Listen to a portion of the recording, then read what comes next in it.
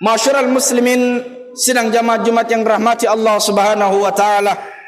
Sebagaimana kita semua tahu bahwa sebelum baginda Nabiullah Muhammad sallallahu alaihi wasallam diutus menjadi seorang rasul atau diutus menjadi seorang nabi pada usianya yang ke-40 tahun. Kondisi Makkah yang begitu sangat memprihatinkan nampak bisa kita saksikan atau kita lihat atau kita baca, hadirin yang dirahmati Allah, di dalam kitab-kitab sirah yang dituliskan oleh begitu banyak para ulama, di mana di sana begitu keadilan sangat sulit untuk dicari. Para raja, kaisar, bangsawan dan orang-orang kaya menguasai hukum-hukum di tengah-tengah masyarakat. Orang-orang miskin, kaum wanita, apalagi para budak kerap menjadi korban penyiksaan mereka. Dalam kondisi seperti ini, kemudian Allah Subhanahu wa taala mengutus baginda Nabiullah Muhammad sallallahu alaihi wasallam sebagai sosok yang adil dan membawa keadilan Islam. Oleh karena itu, beliau datang untuk melawan berbagai kezaliman yang terjadi di tengah-tengah masyarakat Makkah pada saat itu. Ma'asyiral muslimin, sidang jamaah Jumat yang insyaallah dirahmati Allah Subhanahu wa taala. Maka hadirin yang dirahmati Allah, di sini letak pentingnya bagi kita seorang muslim untuk memahami makna cinta kepada baginda Nabiullah Muhammad sallallahu alaihi wasallam yang biasanya di tanah air ini jika bulan Rabiul Awal datang, maka tradisi atau kebiasaan yang sering dilakukan adalah merayakan perayaan Mauludun Nabi atau Maulud Nabi Muhammad sallallahu alaihi wasallam yang semata-mata tidak lain hanyalah untuk menunjukkan kecintaan kepada baginda Nabiullah Muhammad sallallahu alaihi wasallam. Hadirin yang dirahmati Allah Subhanahu wa taala, ketika Islam itu sendiri adalah agama keadilan, Islam menantang setiap kezaliman. Di dalam Al-Qur'an misalnya, secara berulang Allah Subhanahu wa taala memerintahkan kaum muslimin untuk menegakkan keadilan. Allah Subhanahu wa taala berfirman di dalam Quran surah An-Nisa ayat 58, A'udzu billahi minasyaitonir rajim. Innallaha ya'murukum an tu'addu al-amanati. Sesungguhnya Allah ya'murukum an tu'addul amanati, menyeru kalian memberikan amanah kepada ahlinya.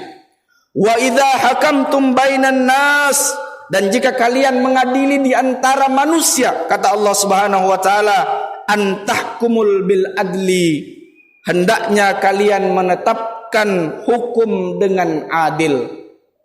Ma'asyiral muslimin, sidang jamaah Jumat yang dirahmati Allah Subhanahu wa taala, di dalam ayat yang lain pula misalnya Allah Subhanahu wa taala berfirman, a'udzubillahi minasyaitonir rajim, ya ayyuhalladzina amanu kunu qawwamina bil qisti syuhada lillahi walau 'alal anfusikum awil walidaini wal aqrabin.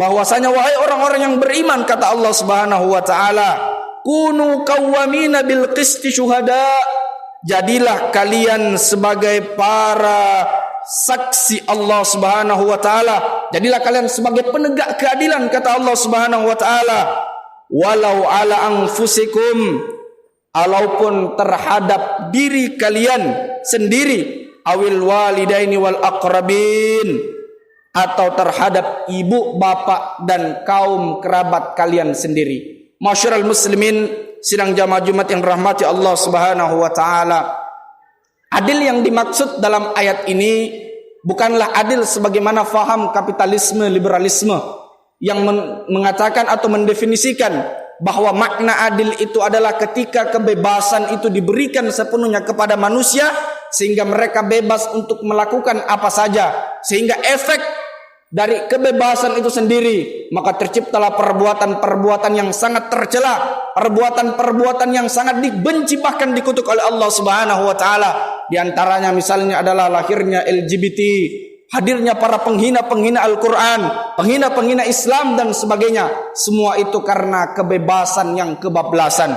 Ma'asyiral muslimin, sidang jamaah Jumat yang dirahmati Allah Subhanahu wa taala, keadilan juga dalam makna ayat ini bukanlah keadilan sebagaimana definisi sosialisme komunisme yang mengatakan bahwa keadilan itu adalah ketika semua orang sama rata dan sama rasa, sehingga kemudian menghilangkan kebebasan kepemilikan di antara mereka. Oleh karena itu hadirin yang dirahmati Allah Subhanahu wa taala, adil menurut pandangan Islam sebagaimana yang dikutip oleh Imam Ibnu Qayyim Al-Jauziyah.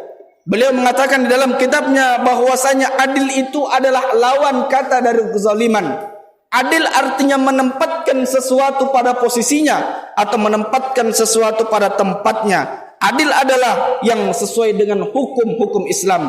Artinya hadirin yang dirahmati Allah Subhanahu wa taala, ketika berbicara tentang keadilan, ketika berbicara tentang adil, maka makna kata adil yang sebenarnya adalah ketika hukum-hukum Allah Subhanahu wa taala dijadikan sebagai pemutus untuk menghakimi setiap kejadian dan perbuatan yang terjadi di tengah-tengah manusia. Oleh karena itu hadirin yang dirahmati Allah Subhanahu wa taala, hari ini setiap umat Islam ketika datang bulan ini mereka selalu serentak menyerukan bahwa cinta kepada Nabi. Mereka rindu kepada Nabi, mereka ingin mengikuti Nabi. Namun sayangnya fakta yang terjadi tidak sesuai dengan apa yang selalu mereka ucapkan. Mereka mengatakan cinta kepada Nabi, namun mereka justru menolak hukum-hukum yang dibawa oleh baginda Nabi Allah Muhammad SAW. Mereka mengaku mencintai Nabi, namun justru mereka mempersekusi, bahkan menciptakan ketakutan-ketakutan di tengah-tengah umat agar salah satu dari ajaran Islam yang mulia ditakuti atau dibenci oleh umat Islam itu sendiri.